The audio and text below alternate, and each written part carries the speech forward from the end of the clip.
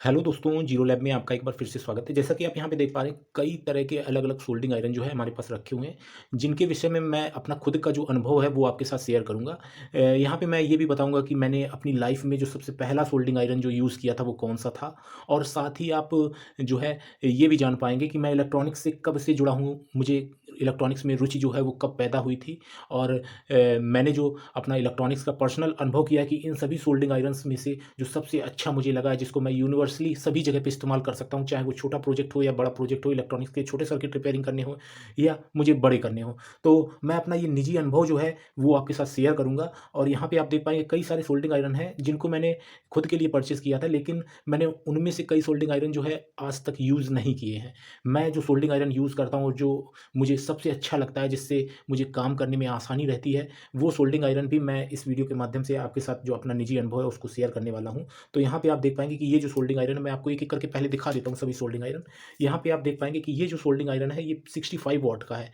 तो इसमें जो हैंडल है आप देख पाएँगे कि इसमें वुडन हैंडल है, और यहाँ पे इसकी ये बिट है, ये कॉपर बिट होती है। इसी के अंदर कॉइल जो है वो कॉइल होती है, और कॉइल एक का एक सिरा इस साइड और दूसरा सिरा इस साइड, और इसी के बीच में ये जो बिट है, ये बिट का चौड़ा सिरा नीचे होता है, वो कॉइल के बीच में दबा होता है, जिससे कि ये हीट काफ़ी अच्छा होता है, और इससे हम हैवी वर्क जो है उसको भी कर पाते हैं। और ये सोल्डरिंग आयरन मैंने आपको बताया कि ये 65 वाट का है। तो इसी तरह के सोल्डरिंग आयरन पहले 25 वाट और 35 वाट में भी आते थे, जिनमें वुडन हैंडल होते थे। तो यहाँ पे आप देख पाएँगे कि ये जो सोल्डरिंग आयरन था ये वुडन हैंडल वाला था, और इसके बाद नेक्स्ट सोल्डरिंग आयरन आप यहाँ पे देख पाएँगे, ये भी वुडन हैंडल वाला सोल्डरिंग आयरन है। यहाँ पे आप देख पाएँगे कि इसका जो वॉटेज है वो 125 वॉट है। यहाँ पे आप देख पाएँगे कि ये सोल्डरिंग आयरन जो है उससे काफ़ी बड़ा है, और यहाँ पे हैवी वर्क में ये भी यूज़ होता है। जैसे मोटे वायर्स हैं उनको सोल्डरिंग करना है, जैसे इन्वर्टर में जो टर्मिनल के कनेक्शन होते हैं बैटरी पे जो जाते हैं, वहाँ पे उतने मोटे वायर्स जो हैं उनको अगर सोल्डरिंग करना है, या मोटर बाइंडिंग में मोटे-मोटे तारों पे सोल्डरिंग करनी होती है, तो ऐसी स्थिति में इस तरह का सोल्डरिंग आयरन जो है ये यूज़ में आता है। तो यहाँ पे हैवी वर्क में हम इस तरह का सोल्डरिंग आयरन यूज़ करते हैं, और इसी तरह के सोल्डरिंग आयरन मैंने आपको बताया कि ये 25 वाट, 35 वाट में भी आते हैं, और यहाँ पे 65 वाट और 125 वाट के हमारे पास ये सोल्डरिंग आयरन है। तो इन सोल्डरिंग आयरन्स को तो मैंने अपनी लाइफ़ में कभी यूज़ नहीं किया है। जो ये वुडन हैंडल वाले आप सोल्डरिंग आयरन देख रहे हैं, ये मैंने अपने इलेक्ट्रॉनिक्स रिपेयरिंग में कभी भी इनको यूज़ नहीं किया है। जैसा कि आप देख पा रहे हैं, मैंने इनको सिर्फ़ अपने पास रखा हुआ है कि शायद मेरे कभी काम आ सके, लेकिन ऐसा कभी नहीं हुआ है।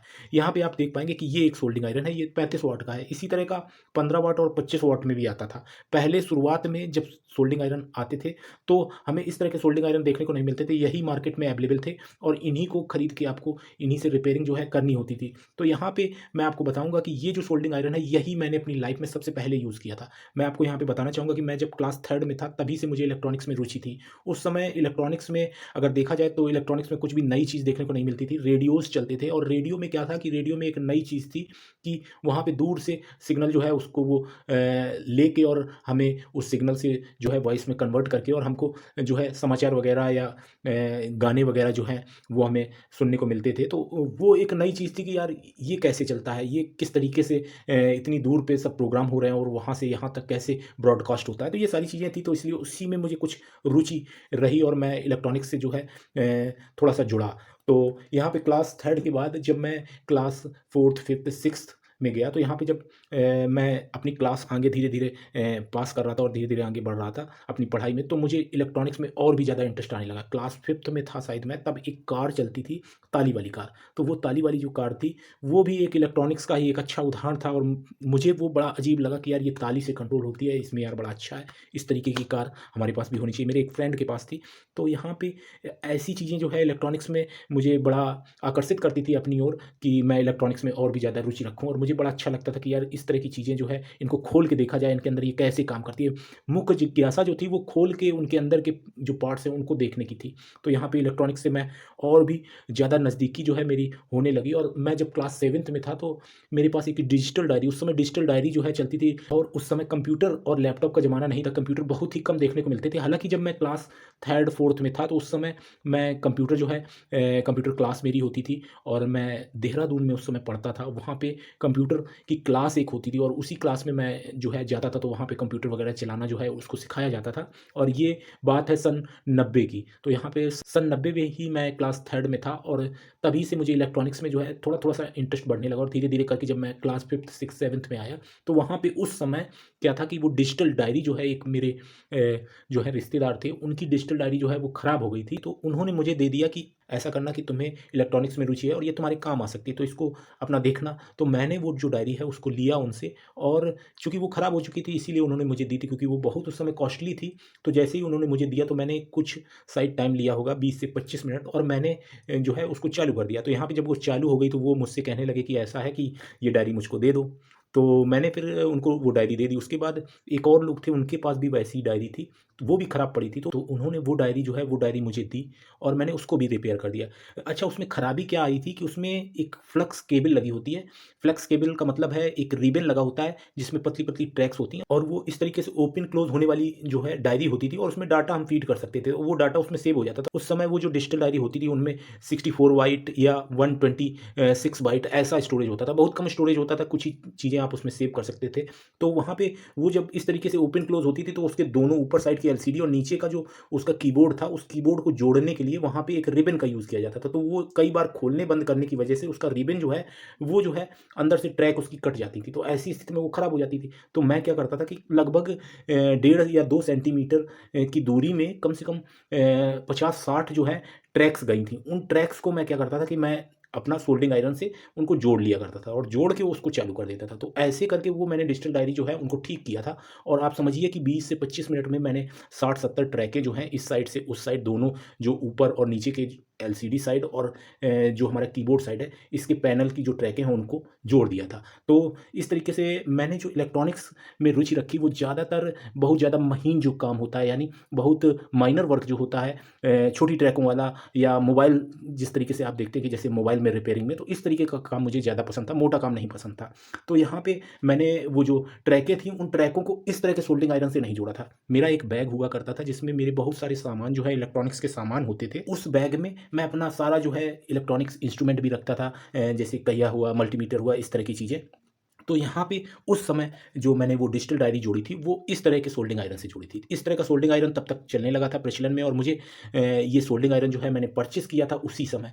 तो इस तरह का जो सोल्डरिंग आयरन था उससे आपको काम करने में बड़ी आसानी होती है। जैसे महीन काम है, मोबाइल की रिपेयरिंग भी मैंने इससे की है। मोबाइल का काम जो है, मोबाइल रिपेयरिंग का काम मैंने किया है लगभग 2 से 3 साल, और मैंने जो है इसी तरह के सोल्डरिंग आयरन से मोबाइल रिपेयरिंग का काम भी किया था। और हालाँकि मेरे पास एक और था, और भी जो पतली बिड होती है, और क्या होता है कि मोबाइल रिपेयरिंग या जो माइनर काम, छोटा काम होता है, बहुत महीन काम होता है, उसमें सोल्डरिंग आयरन जो है, सोल्डरिंग आयरन बहुत पतला, और दूसरी चीज़ उसकी बिट जो है जितनी ज़्यादा नज़दीक होगी उतना ही आप महीन काम जो है बड़ी आसानी से कर पाएँगे। तो इसीलिए आपने देखा होगा कि मैं जब भी सोल्डरिंग आयरन यूज़ करता हूँ तो यहाँ पे आप देख पाएँगे इसकी बिट जो है इतनी लंबी होती है। मैं यहाँ पे कट कर देता हूँ क्योंकि ये उतनी अच्छी हीट नहीं होती लंबी बिट, और यहाँ पे अच्छी हीटिंग मिल जाती है अगर थोड़ा-सा हम कट लगा देते हैं।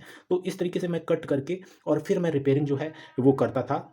इस तरह से मैं जो है इसको कट कर देता था, और जब मोबाइल की रिपेयरिंग करता था तो इसको अच्छी तरीके से जो है मैं रेती का इस्तेमाल करता था। रेती से इसको अच्छी तरीके से जो है शार्प कर लेता था, पॉइंटेड इसका जो टिप है इसको बना लेता था, जिससे कि मुझे मोबाइल रिपेयरिंग करने में बिल्कुल भी दिक्कत नहीं होती थी। वहाँ पे जो आईसी होती है, जैसे कीपैड आईसी हुई, तो कीपैड आईसी के नीचे जम्फर लगते थे। उस समय नोकिया के सेट चलते थे। नोकिया के सेट में जो नीचे आईसी के बॉल होते हैं, उन बॉल को हमें जो है जम्फर देके जोड़ना होता था जब आईसी खराब हो जाती थी ऐसी स्थिति में। तो वहाँ पे जम्फर लगाना जो है बहुत छोटी-सी जगह होती थी, और बहुत सारी जो बॉल है, यानी बहुत सारे जम्फर हमें यहाँ से वहाँ जोड़ने होते हैं, और सॉर्टिंग नहीं होनी चाहिए। वहाँ पे बहुत माइनर काम है, अगर आप लोगों में से किसी ने किया होगा तो आप लोगों को पता होगा, काफ़ी माइनर काम होता था। तो मैं यही सोल्डरिंग आयरन जो है वहाँ पे भी यूज़ करता था, और समझिए मैं इससे बहुत आसानी से इससे जो है मोबाइल की रिपेयरिंग कर पाता था। तो यहाँ पे ये सोल्डरिंग आयरन जो है मुझे बहुत बेस्ट लगा। हालाँकि आपने देखे होंगे कई सारे सोल्डरिंग आयरन जो हैं यहाँ पे रखे हुए हैं। अभी मैंने कुछ दिन पहले ये सोल्डरिंग आयरन परचेज़ किया था, और कुछ दिन पहले मैंने ये भी सोल्डरिंग आयरन परचेज़ किया है। हालाँकि ये सोल्डरिंग आयरन जो है आप देख पा रहे हैं, ये सोल्डरिंग आयरन मुझे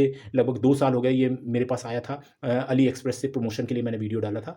और यहाँ पे ये सोल्डरिंग आयरन और ये डिसोल्डरिंग पंप आप यहाँ पे देख पा रहे हैं। ये डिसोल्डरिंग पंप जो है, इस तरह का डिसोल्डरिंग पंप मैंने आज से लगभग 15 साल पहले लगभग इसको परचेज़ किया था, और तब से मैं इसको इस्तेमाल कर रहा हूँ। इसी तरीके का था, हालाँकि चीज़ें ये नहीं है, आप ये ना सोचने लगना कि यही सोल्डरिंग आयरन है। ऐसा ही सोल्डरिंग आयरन मैंने पहली बार जो है जब यूज़ किया था मोबाइल रिपेयरिंग में, तो इसी तरह का सोल्डरिंग आयरन यूज़ किया था, और मेरी लाइफ़ का पहला सोल्डरिंग आयरन मैंने ऐसा परचेज़ किया था।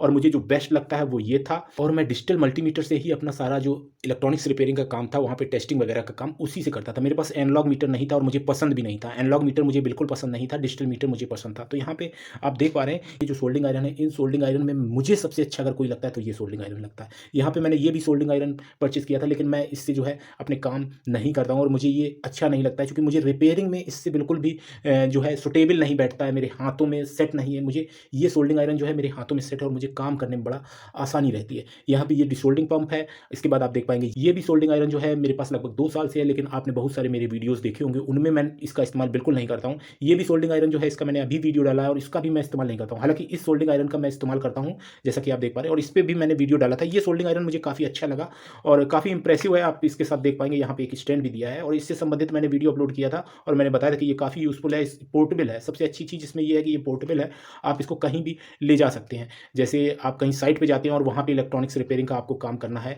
तो ऐसी स्थिति में वहाँ पे लाइट नहीं है और आपको वो काम जल्दी से फिनिश करके वापस लौटना है, तो इस तरह का सोल्डिंग आयरन जो है, इसको आप पॉकेट में कैरी कर सकते हैं और इसको ले जा सकते हैं और इससे आप वो जो काम है उसको बड़ी आसानी से फिनिश कर सकते हैं। और ये काफ़ी जल्दी हीट हो जाता है, बहुत अच्छा हीट होता है, बहुत अच्छा वर्क करता है। और यहाँ पे आपको दिखाना चाहूँगा कि यहाँ पे यूएसबी टाइप सी चार्जिंग इसमें दी गई है, तो आप अपने मोबाइल चार्जर से इसको चार्ज कर सकते हैं। तो इससे संबंधित अगर वीडियो अभी तक आपने नहीं देखा तो देख लीजिए। और इस पे मैंने प्रॉपर वीडियो डाला था, इसको मैंने टियर डाउन करके भी दिखाया था। तो ये सोल्डिंग आयरन जो है मुझे काफ़ी अच्छा लगा और काफ़ी इंप्रेसिव है। यहाँ पे आप देख पाएँगे एक ये सोल्डिंग आयरन है, इस पे मैंने अभी वीडियो डाला था। इसमें कई सारी टिप्स जो हैं इसमें आप रिप्लेस कर सकते हैं, ये वीडियो भी आप देख सकते हैं। और इस समय अमेज़न पे एक सोल्डिंग आयरन है, अगर आप इस तरह का सोल्डिंग आयरन परचेज़ करना चाहते हैं तो अमेज़न पे एक सोल्डिंग आयरन है, लगभग आपको 1100 रुपीज़ का मिल जाएगा, विद शिपिंग, फ्री शिपिंग है। और ख़ास बात ये होती है, लोग बाग ये कहते हैं कि इस तरह के जो सोल्डिंग आयरन है इतने महँगे हैं और हम इस तरह के सोल्डिंग आयरन लेके और अपने काम कर लेंगे, इनका क्या उपयोग है और बेवजह में इतना पैसा क्यों खर्चा करना है।